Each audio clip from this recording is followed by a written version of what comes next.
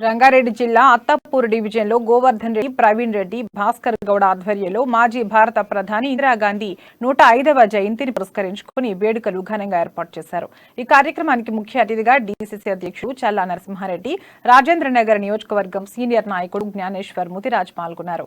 స్వర్గీయ ఇందిరాగాంధీ చూపిన బాటలోనే నేటి యువత నడవవలసిన అవసరం ఉందని చల్లా నరసింహారెడ్డి తెలిపారు.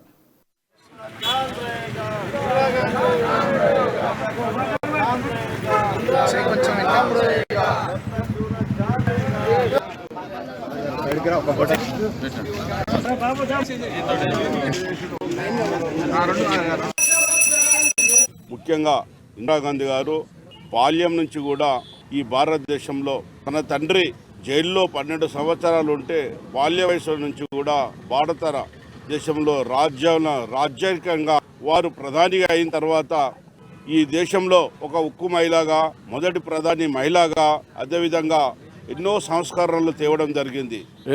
పేద ప్రజల కోసం వాళ్లకు బండ్లు పనిముట్లు అన్నీ ఇచ్చి భారతదేశాన్ని ఒక ప్రపంచ దేశంలో గుర్తింపుగా తీసుకొచ్చినటువంటి నాయకురాలు ఇందిరాగాంధీ గారు. ఈరోజు మన మాజీ ప్రధాని ఇందిరాగాంధీ జయంతి సందర్భంగా అత్తాపూర్లో ముఖ్యంగా ఇందిరాగాంధీ గారు బాల్యం నుంచి కూడా ఈ భారతదేశంలో తన తండ్రి జైల్లో 12 సంవత్సరాలు ఉంటే బాల్య వయసు నుంచి కూడా భారత దేశంలో